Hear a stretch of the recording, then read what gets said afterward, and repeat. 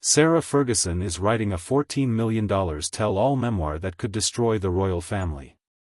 She claims she warned the palace about Prince Andrew and Epstein years ago, but they ignored her. Now she wants revenge.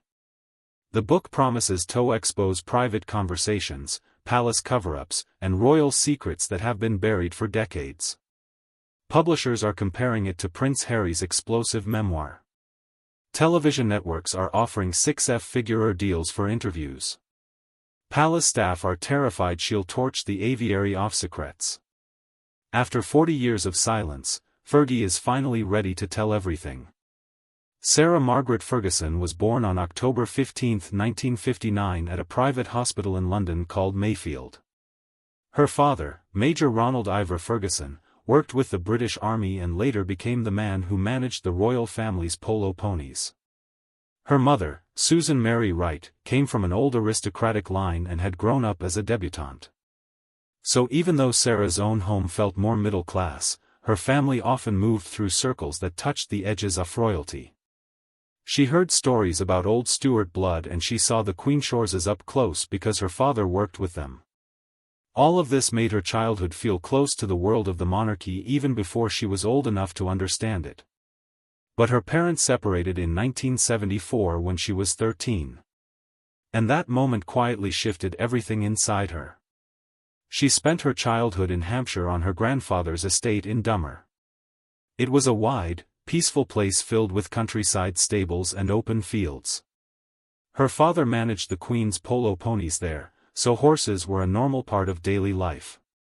At 4, she was already riding her small pony named Scotty, and the bond she built with horses became her safe place.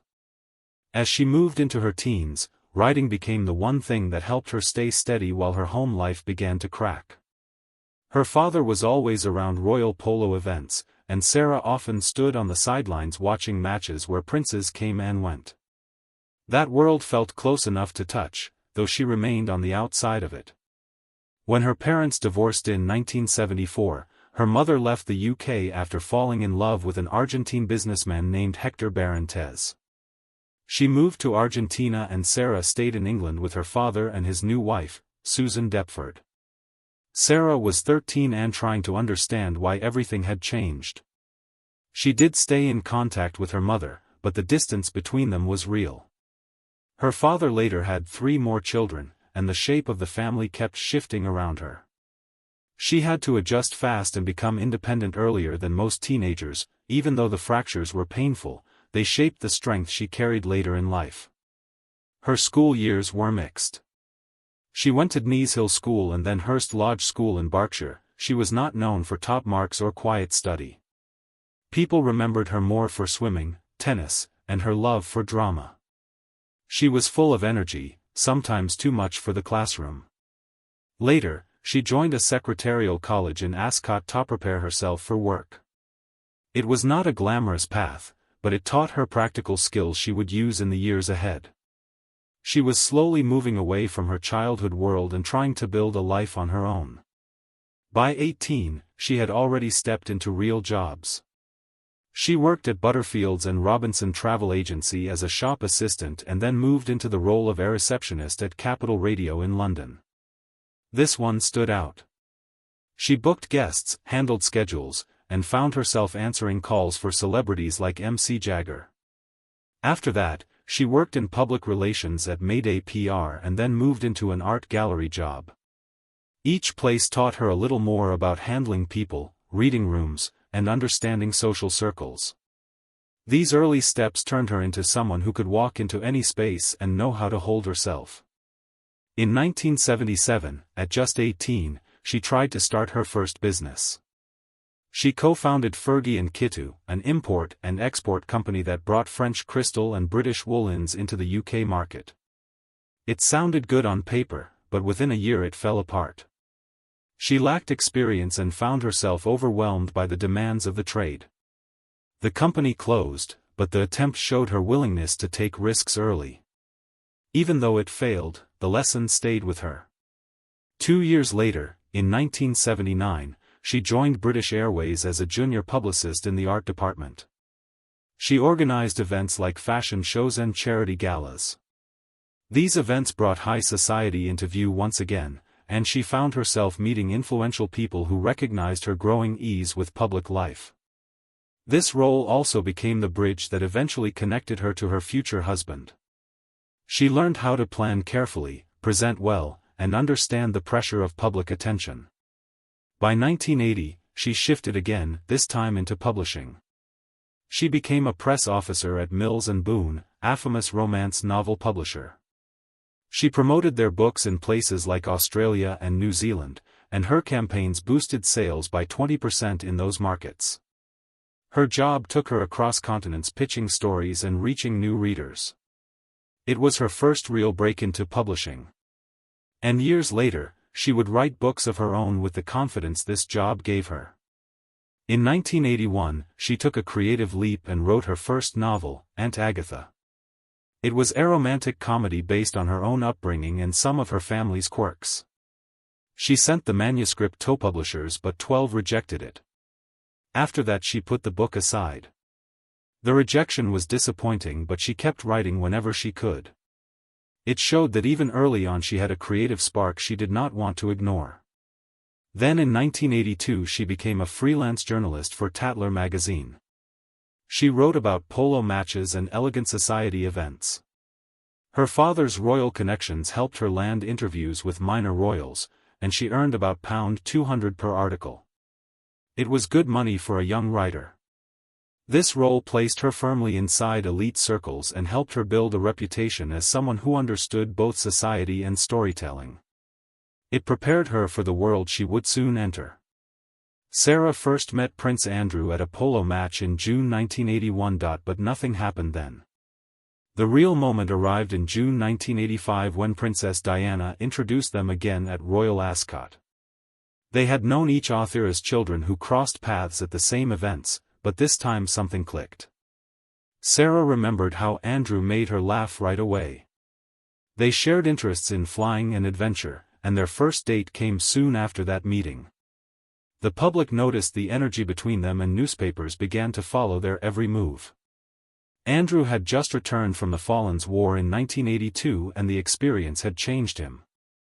When he and Sarah reconnected in 1985, their bond grew stronger through helicopter flights.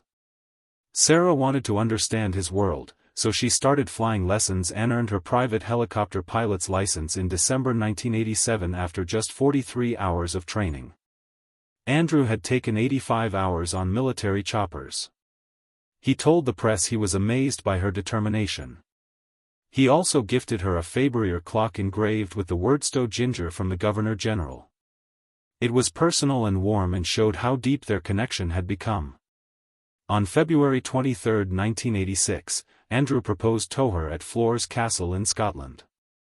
The ring he gave her had a Burmese ruby worth around £25,000 surrounded by 10 diamonds in a flower shape. It was chosen to match her bright red hair. When the news went public, her face filled newspaper covers across Britain. And even during her busiest periods, she still visited cancer patients close to 20 times a year. She knew many of them by name, and they knew her as the Duchess, who actually sat beside their beds. Her events kept pulling in celebrities and cameras, and slowly the Trust's name grew stronger across the UK. Families kept saying she made the rooms feel lighter when she walked in. Under her, the Trust became one of the loudest voices for teenagers fighting cancer. Then came her own foundation. In 1993, she launched the Sarah Ferguson Foundation and suddenly her work stretched across continents. In India, she helped fund clean water projects in Rajasthan, raising £500,000 just through book tours. She worked with UNICEF teams to make sure every pound reached the villages that needed it most. She walked through dusty roads herself, meeting local families and checking if the systems were really working. As the years passed, her foundation expanded to maternal health, schools, and disaster relief in India, South Africa, and the United States. Her style was always the same. Simple, direct, no fancy speeches, just real work and real results, which made her stand out in a world filled with slow, distant charity offices. By 1996, she was also supporting the British Heart Foundation.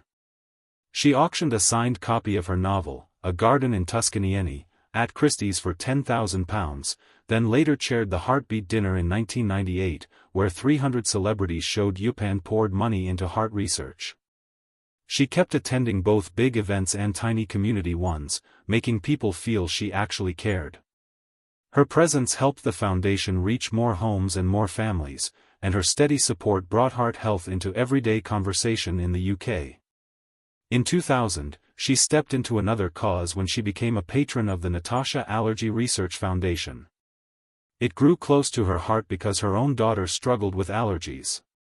Over the next decade, she helped fund more than £2 million in research.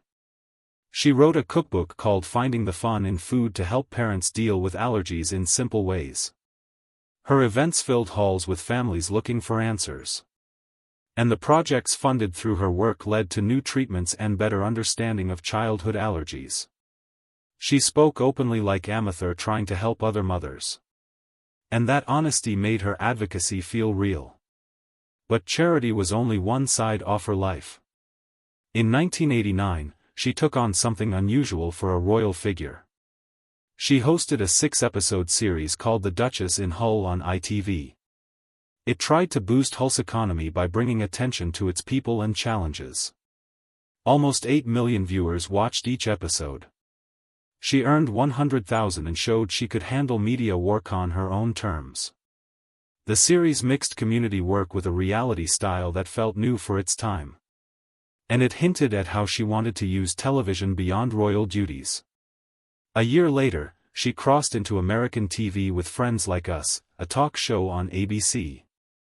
It featured big guests like Elizabeth Taylor. Yet, the show struggled. Ratings stayed near 4.22 million viewers, low for prime time, and ABC canceled it after 13 episodes. It was a sharp contrast to her UK success and showed how hard it was to connect with American audiences. Still, it became another chapter in her unpredictable media career. Then came Weight Watchers. In 1989, she became their ambassador after losing 48 pounds following her second pregnancy. Suddenly, she was in 20 commercials, smiling, confident, and proud of the change. Her story inspired many women, and she used the momentum to write the diet book for working women in 1991. It sold around 300,000 copies and became a hit. These years turned her into a health and lifestyle figure, pulling her away from the narrow box of royal expectations. She continued shaping her media path in 1994 with Sarah Ferguson's World of Fashion.